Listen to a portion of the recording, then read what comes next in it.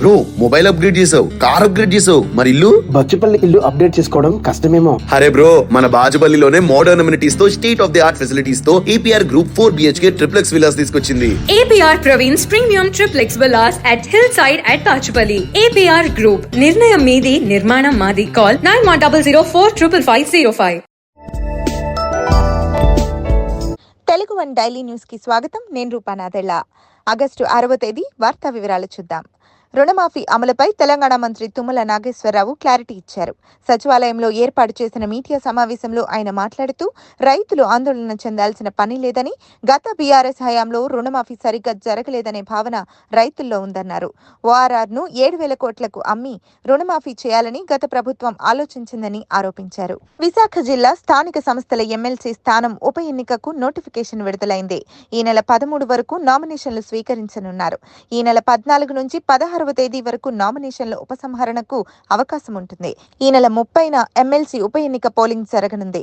September 3న counting చేపట్టనున్నారు. గుంటూరు జిల్లా తెనాలికి చెందిన పానీపూరి వ్యాపారి మేఘావత్ చిరంజీవికి అరుదైన గౌరవం దక్కింది.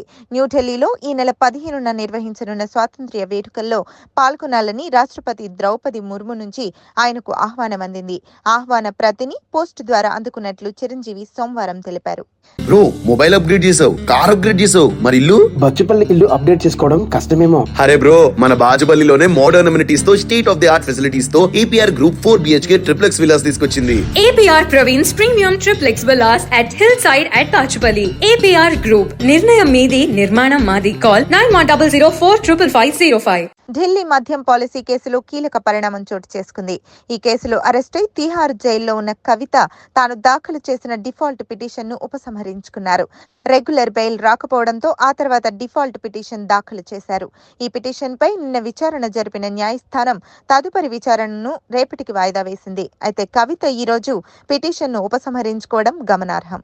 బంగ్లాదేశ్లో రిజర్వేషన్ల కోటా నిరసనలు హింసాత్మక రూపుదాల్చి షేక్ హసీనా ప్రధాని పదవికి రాజీనామా చేసి భారత్లో తలదాచుకోవాల్సి వచ్చిన నేపథ్యంలో భారత కేంద్ర ప్రభుత్వం నేడు ఢిల్లీలో అఖిలపక్ష సమావేశం నిర్వహించింది. నిన్న జరిగిన కలెక్టర్ల సమావేశంలో శాంతి భద్రతల అంశంపై సమీక్షలో ముఖ్యమంత్రి చంద్రబాబు నాయుడు ఆసక్తికరమైన కామెంట్స్ చేశారు. నేతల నియంత్రణకు సీసీ కెమెరాలను గత ప్రభుత్వం సరిగ్గా వినియోగించుకోలేకపోయిందన్న చంద్రబాబు ప్రత్యర్థులను వేధించడానికే పోలీస్ వ్యవస్థను వాడుకుందని విమర్శించారు.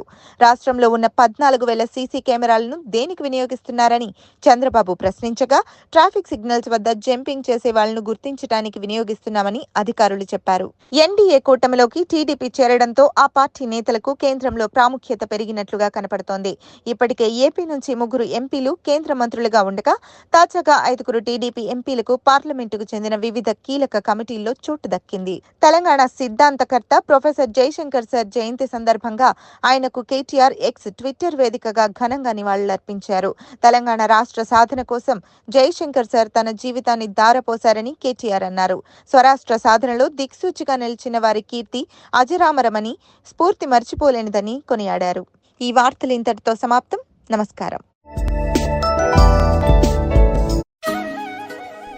అమ్మా ఆవకాయ్ టోరీ రేడియో ఎప్పటికీ బోర్ కొట్టవు. తెలుగు భాషలో తీయని పలకరింపులు, మధురమైన పాటలు వినాలని ఉందా? అయితే ఆండ్రాయిడ్, ఐఫోన్లో టోరీ రేడియో యాప్ని డౌన్లోడ్ చేసుకోండి, లేదా teluguoneradio.com ద్వారా కూడా వినొచ్చు.